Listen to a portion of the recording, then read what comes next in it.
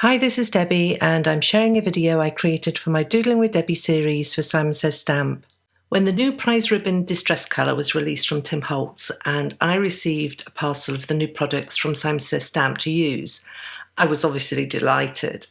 When I get new products, the temptation can be to use them in a format that I'm familiar with. However, I've been encouraging myself recently to let loose and simply play with my supplies. Scrap pieces of cards, sketchbooks, anything that releases me from creating a finished project. These explorations are things I don't share with anyone, and I have found that freedom to explore enlightening.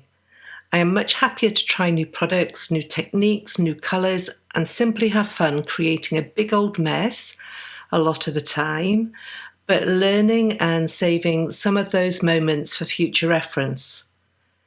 When the prize ribbon colour came out, I saw a beautiful specimen book created by Paula Cini, which you must check out, and I'll link it below.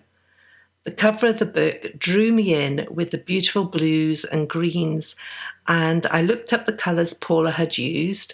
Now these colours, prize ribbon, mermaid lagoon and crushed olive, aren't in my usual muted palette wheelhouse, but with Paula's inspiration to encourage me, I dived in with a play session and turned on the camera to share with you.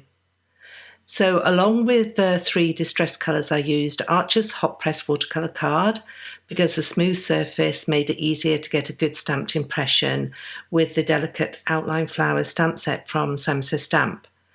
I placed a piece of the watercolour card in the misti and treated it with anti-static powder to help prevent embossing powder sticking everywhere.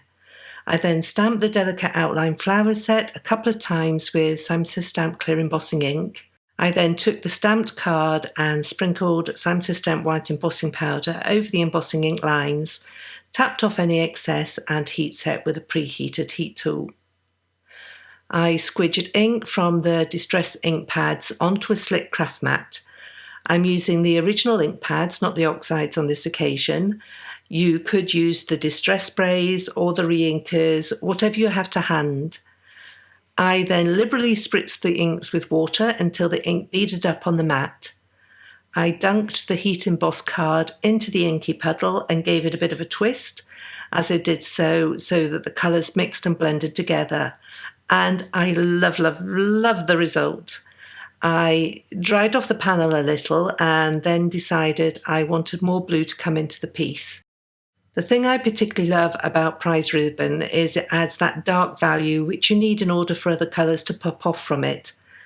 I added more prize ribbon to the mat, spritzed water and started the dunking process again. I kept going back and forth for a while, dunking and drying, and then I thought I'd experiment more. You all probably know how much I like white gouache, and for this play session I decided to add some to my finger and wiggle it through the inky puddle before dipping in the card. It added a fabulous hazy effect and gave great highlights, but I had lost a little of the depth of colour in doing so. With the aim of having highlights and deep values too, I went back in with more of the inks.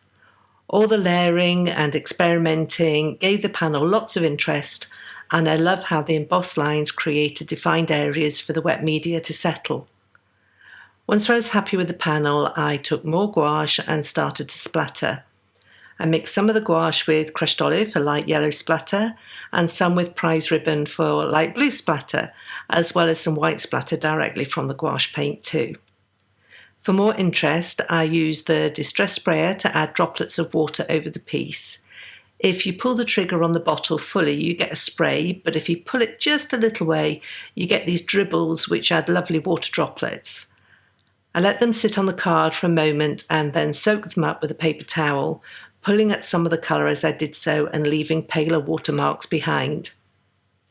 I was happy with the panel by now and wanted a simple sentiment that had impact without covering up too much of the lovely colours.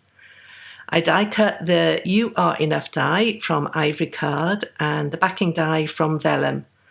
I attached the die to the VELLUM with Gina K Connect glue.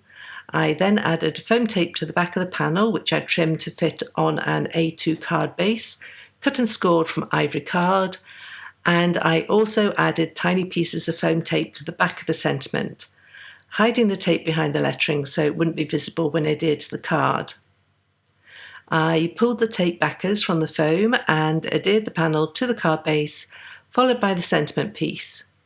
I then embellished with eggshell pearls from Little Things from Lucy's cards and Darice sequins held in place with Gina K Connect glue. And so there you go, the result of my play session with the new prize ribbon distress ink and a colour scheme from the fabulous Pollicini. I particularly love how the light crushed olive plays off the deeper tones of the prize ribbon, and that the embossed lines capture different combinations next to one another.